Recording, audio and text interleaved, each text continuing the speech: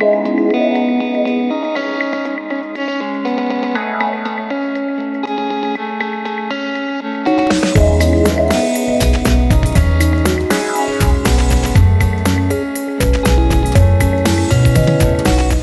à tous.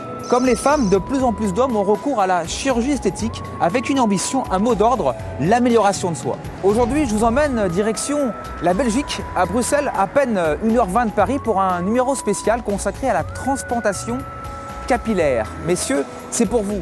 Rencontre avec l'un des meilleurs spécialistes du sujet, le docteur Emoran Lupanzula, et vous le verrez, sa clinique flambant neuve, Medicemos. Dans les coulisses du cheveu, c'est une émission reportage signée PCM Productions.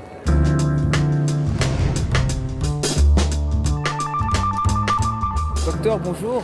Bonjour Rémi. On est à Bruxelles, en Belgique. Alors vous êtes docteur. D'où vient donc cet intérêt et cette passion pour ce sujet, votre métier? Cette passion a été suscitée alors que j'étais encore médecin en salle d'urgence. Ouais. Un jour où j'ai eu à traiter un patient brûlé, dans un hôpital des grands brûlés en fait. Et là on a eu un grand brûlé qui, tout le visage ainsi que tout le cuir chevelu était atteint. Alors ce patient a dû être traité, donc avoir une transplantation cutanée et capillaire à la fois, et le résultat était très esthétique, et d'où cet intérêt un peu suscité à ce moment-là. Il y a beaucoup de médecins, beaucoup de chirurgiens qui pratiquent cette opération. En Belgique, c'est assez connu, assez réputé comme être une technologie qui est très au point, très évoluée. Pourquoi est-ce que vous avez décidé de choisir le docteur Lupanzula? J'en ai vu plusieurs et c'est vrai que le chirurgien de la clinique Medicemos est un peu plus sympa, convivial et je pense qu'il y a un certain feeling, voilà. Que ce soit avec lui ou que ce soit avec ses collègues qui fait que c'est ça.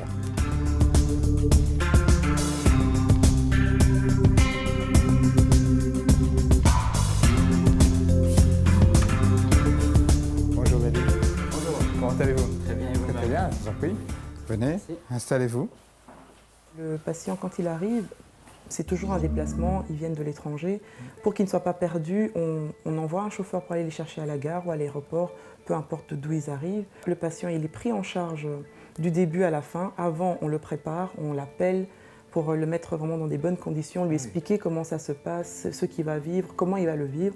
Comme ça, il n'a pas de surprise en arrivant. Et après l'intervention, ça c'est le plus dur, parce qu'on doit vraiment faire un suivi très rapproché jusqu'à la repousse complète, pour qu'on puisse voir aussi par nous-mêmes le résultat, suivre comment il a évolué, quel est le résultat qu'il a donné, et lui montrer aussi, parce que souvent on s'oublie, et il faut voir à la fin, tiens voilà, le changement a été là et a été fait.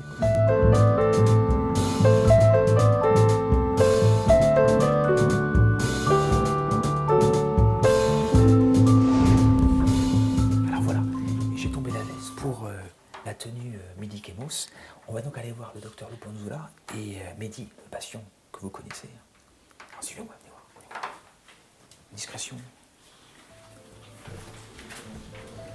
Mehdi, comment vous vous sentez alors?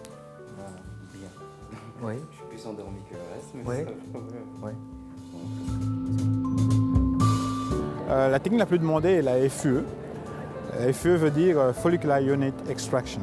C'est-à-dire, on va prélever l'unité folliculaire l'une après l'autre en utilisant, voilà, au niveau de la tête, vraiment l'une après l'autre.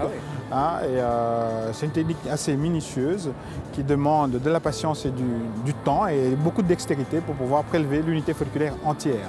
Et puis une fois qu'elle est prélevée, on la réimplante. Là, on a besoin justement de couvrir la zone glabre en fait. C'est une technique qui a beaucoup plus d'avantages que la précédente, que la FUT, parce qu'elle va, permettre au patient une récupération rapide. Donc au bout de 7 jours, 10 jours, il peut reprendre ses activités, voire même moins de 7 jours, reprendre ses activités physiques, sociales, professionnelles.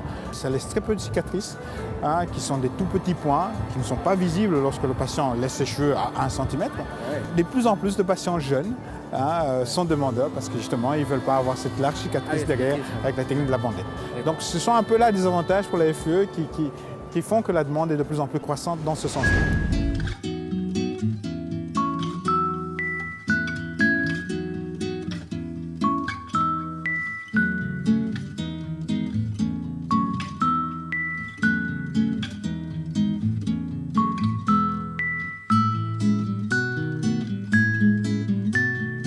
toute l'équipe est formée et c'est le mot-clé. Que ce soit moi, que ce soit le secrétariat, que ce soit les conseillers qui travaillent autour, Oui. chacun a cette proximité avec le patient au point où comme je vous dis, il rentre vraiment dans la famille Medicamos et il se sent, à la fin, on devient des amis, Oui. il fait partie de notre petite famille. La médecine pour moi, c'est tout un art, d'accord, mais de l'autre côté, c'est le côté humain.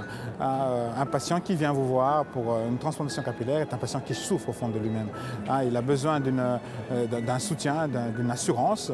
Et lorsqu'on refait une transplantation capillaire, on redonne cette assurance aux gens. Donc le patient recouvre en fait cette assurance en lui et pas mal viennent me dire après, docteur, vous savez, j'ai pris nettement d'assurance dans ma vie et beaucoup, l'entourage même me le dit. Donc c'est ce côté humain, ce côté proche du patient que je veux mettre en avant parce qu'il le faut pour comprendre vraiment la problématique et aller dans le sens de la demande du patient. Eh bien docteur, merci en tout cas pour cette conversation et plein succès pour votre clinique Medicamos et bravo. En tout cas. Un grand merci Rémi. Merci Au plaisir. Merci. Au revoir.